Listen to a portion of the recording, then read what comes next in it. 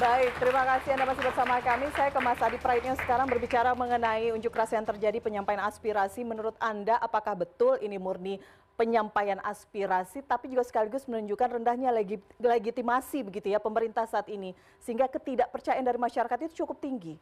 Ya kalau kita membaca trigger dari proses resistensi dan perlawanan publik, entah itu dari mahasiswa, kelompok rakyat, dan anak-anak muda, saya kira memang pertama adalah soal disparitas yang terlampau jauh antara yang kaya dengan mereka yang dibawa kesulitan untuk mencari pekerjaan. Kan PHK sering terjadi setiap saat.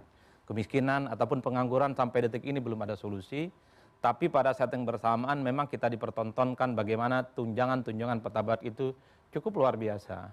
Ada protes, ada keluhan, dan ada kecewa yang muncul dari bawah. Tapi kan responnya sangat pejoratif, sarkastis, dan terkesan merendahkan, menantang rakyat secara umum. Bagi saya itu adalah bara api pertama. Kenapa terjadi protes di banyak tempat? Elvira, kita adalah sebagai orang yang pernah jadi aktivis cukup lama. Jadi kalau melihat protes, aksi, demonstrasi yang secara normal, secara logika, dia dari pagi, jam 6 sore, maksimal dia bubar. Kalau dia tidak bubar, pasti dibubarkan oleh pihak kepolisian. Karena itu dianggap bertentangan dengan norma yang ada. Itu prosedural.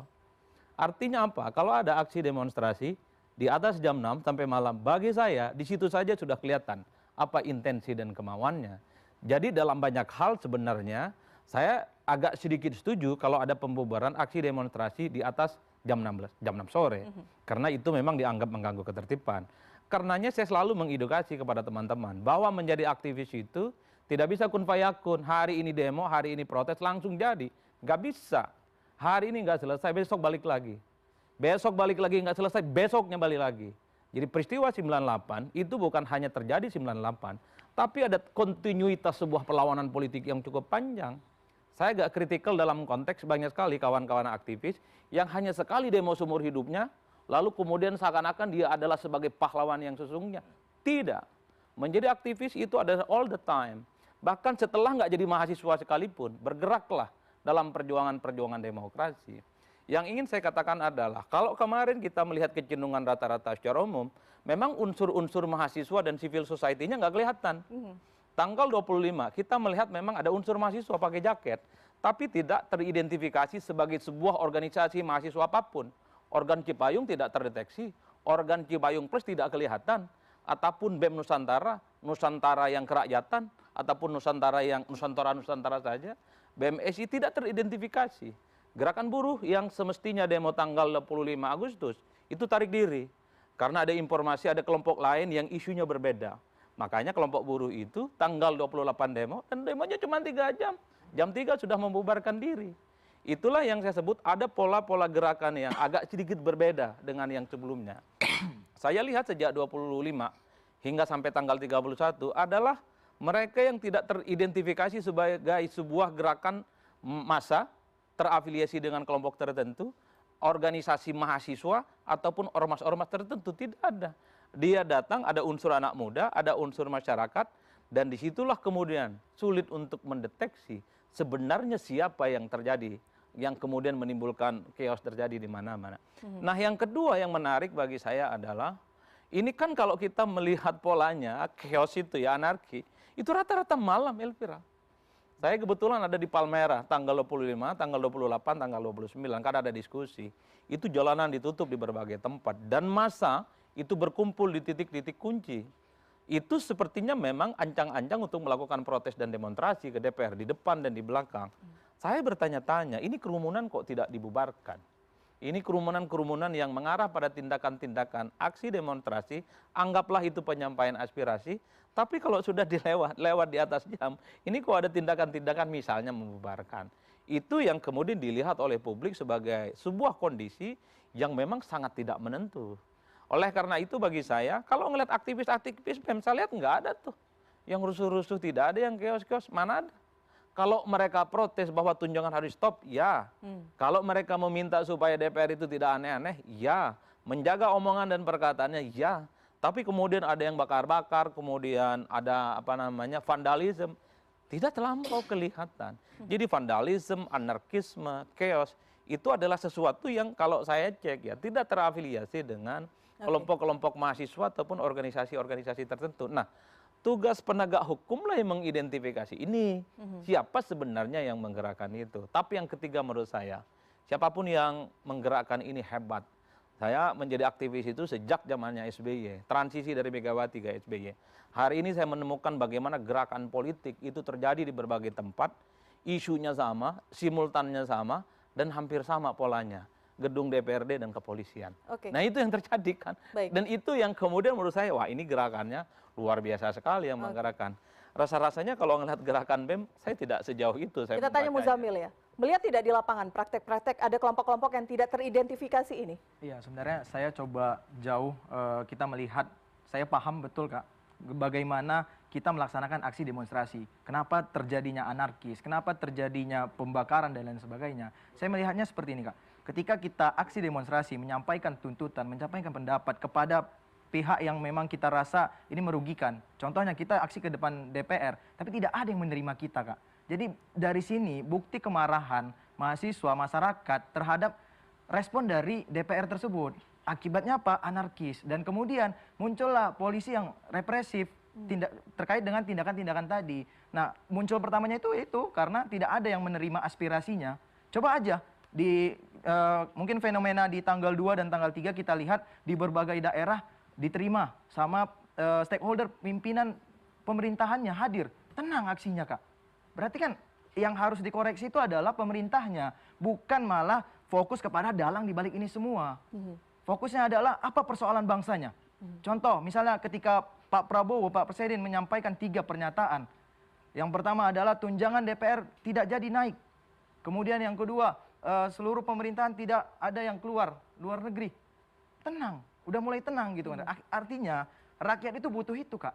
Rakyat itu butuh ketenangan, butuh respon publik yang positif, butuh respon seperti tindakan yang benar-benar konkret untuk menyelesaikan persoalan bangsa.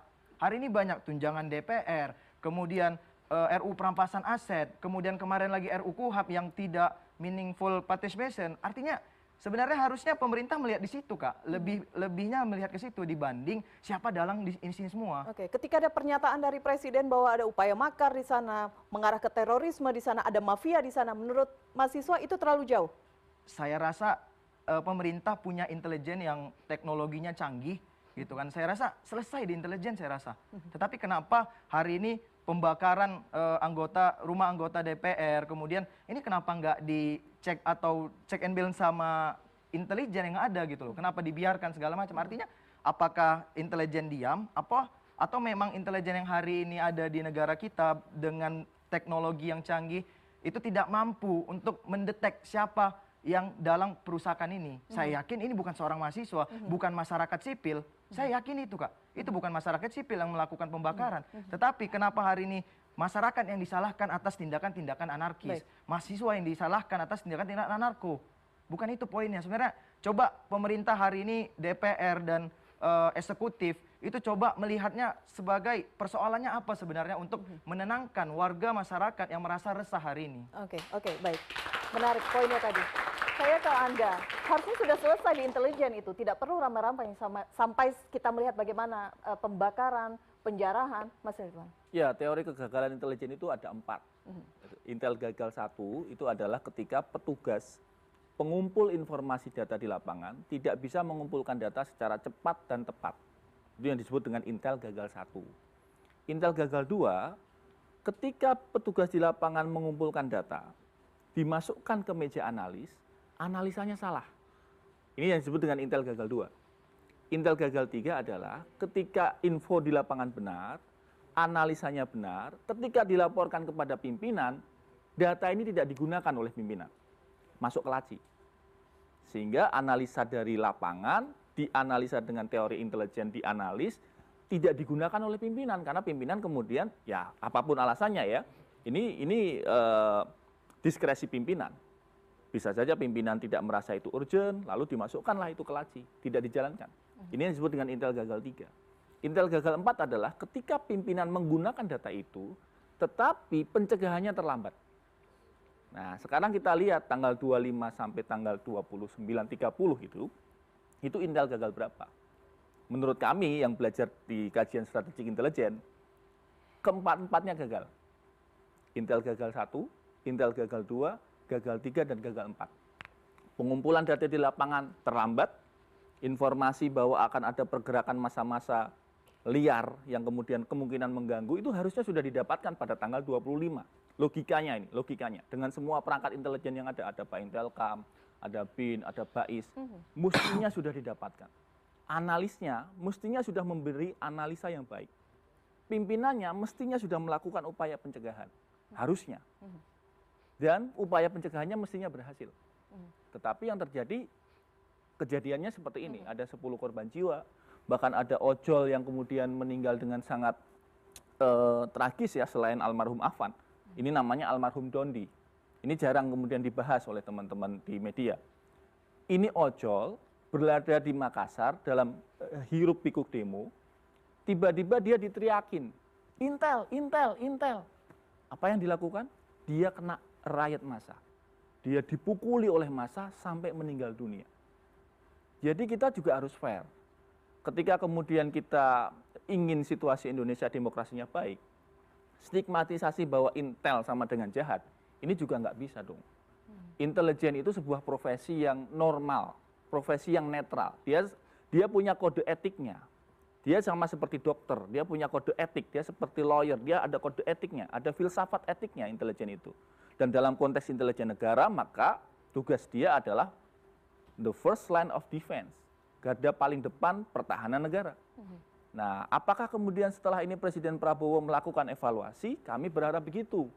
Evaluasilah lembaga intelijen ini di semua level, baik di Polri, BIN maupun BAIS maupun lembaga intelijen yang lain. Evaluasi kalau memang itu ada kegagalan di level mana, apakah di level pimpinan, apakah di level deputi, apakah di level yang lebih bawah. Dari situ Vira, pernyataan Mas Ferry tadi bahwa pengamat intelijen lebih sering mengamati demo, enggak gitu juga. Kita juga, kami di kampus ini juga sering teriak kok untuk profesionalitas intelijen. Karena kalau intelijennya profesional, maka situasinya nggak akan chaos. Gitu loh. Ini proses yang terus berjalan, terus belajar gitu. Masih berjalan dan terus belajar. Oke, baik. Kita akan bahas juga karena tadi kalau Pak Arianto mengatakan sudah betul strateginya, proses-proses yang terjadi, data-data semua antisipasi sudah dilakukan dengan maksimal, Pak. Publik bertanya karena ramai sekali waktu itu di sosial media kita melihat ada penjarahan rumah anggota DPR Sahroni saat itu dan semua sudah membaca setelah ini ada rumah selanjutnya dan juga rumah Menteri Keuangan. Apakah saat itu tuh bentuk kegagalan intelijen atau memang pembiaran? Pak Arianto, kita akan bahas usai jeda. Tetap bersama kami di Head to Head with Elvira.